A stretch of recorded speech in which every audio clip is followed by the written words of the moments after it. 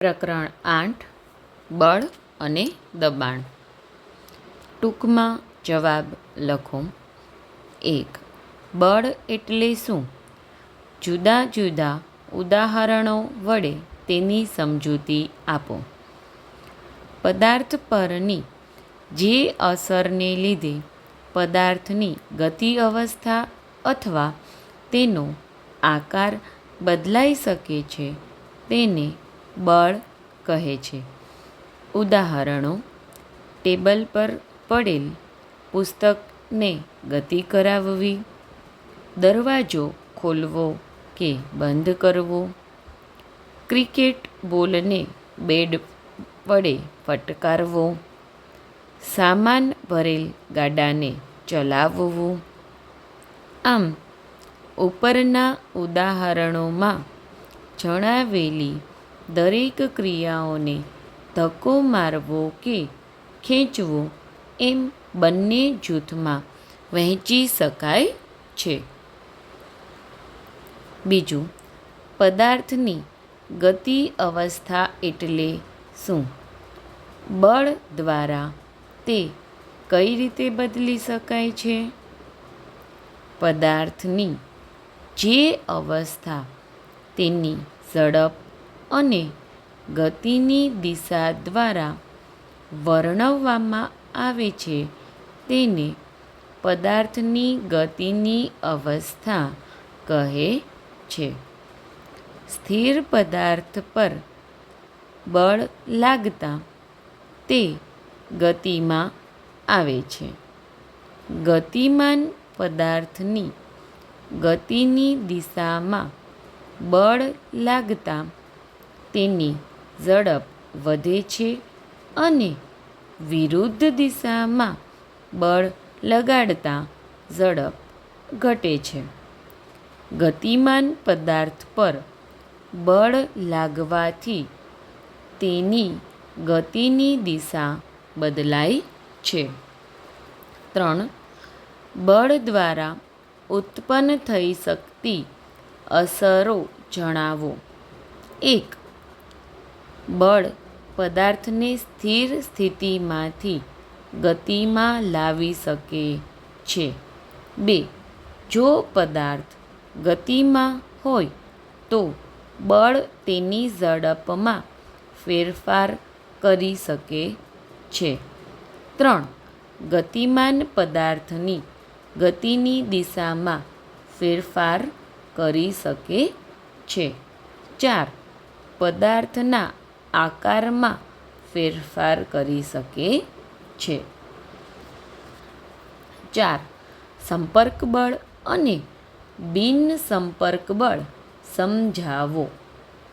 સંપર્ક બળ: જ્યારે પદાર્થ એકબીજા સાથે ભૌતિક સંપર્કમાં હોય ત્યારે તેમની વચ્ચે લાગતા બળને સંપર્ક બળ કહે છે, જેમ કે સ્નાયુ બળ અને ઘર્ષણ બળ. બિન સંપર્ક બળ: બે પદાર્થો વચ્ચે કોઈ ભૌતિક સંપર્ક ન હોય ત્યારે તેમની વચ્ચે લાગતા બળને બિન સંપર્ક બળ કહે છે, જેમ કે સ્થિતવિદ્યુત બળ અને ચુંબકીય બળ. 5. ગુરુત્વાકર્ષણ બળ ટૂંકમાં સમજાવો. કોઈ પેન આપણા હાથમાંથી છટકી જાય તો તે જમીન પર આવીને પડે છે. પેન જ્યારે આપણા હાથમાં હોય છે ત્યારે સ્થિર હોય છે, પણ છટકી ગયા બાદ તે નીચે જમીન તરફ ગતિ કરવા લાગે છે. અહીં પેનની ગતિની અવસ્થા બદલાય છે.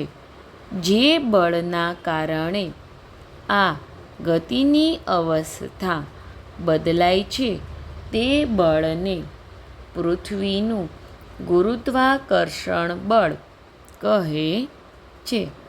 દરેક પદાર્થ તેના સિવાયના બીજા પદાર્થ પર ગુરુત્વાકર્ષણ બળ લગાડે છે. છઠ્ઠું, લોખંડની ખીલીનો છેડો અણીદાર રાખવામાં આવે છે. સમજાવો. લોખંડની ખીલીના અણીદાર છેડાનો ક્ષેત્રફળ શીર્ષ કરતાં ઘણું નાનું હોય છે. નિશ્ચિત બળ વડે ઓછા ક્ષેત્રફળવાળી સપાટી પર વધુ દબાણ લગાડી શકાય છે. તેથી લાકડાના પાટિયામાં ખીલીને તેના શીર્ષના બદલે અણીદાર છેડા પાસેથી સરળતાથી બેસાડી શકાય છે. 7. ખભા પર લટકાવવા માટેના થેલામાં પટ્ટી પહોળી રાખવામાં આવે છે. કારણ આપો. ખભા પર લટકાવવામાં આવતા થેલામાં પાતળી પટ્ટીને બદલે પહોળી પટ્ટી વાપરવાથી ક્ષેત્રફળ વધી જાય છે. જેથી થેલાનું વજન મોટા ક્ષેત્રફળ પર લાગે છે. પરિણામે ખભા પર દબાણ ઘટી જાય છે. આમ ખભા પર થેલો સહેલાઈથી ઊંચકી શકાય છે. 8. કાપવા તથા કાણા પાડવા માટેના ઓજારોની ધાર તીક્ષ્ણ રાખવામાં આવે છે. ઓજારોની ધાર તીક્ષ્ણ રાખવાથી ક્ષેત્રફળ ઘટી જાય છે. તેથી ઓછા બળથી પણ વધુ દબાણ ઉત્પન્ન કરી શકાય છે. પરિણામે કાપવાનું તથા કાણા પાડવાનું કામ સરળતાથી થઈ શકે છે.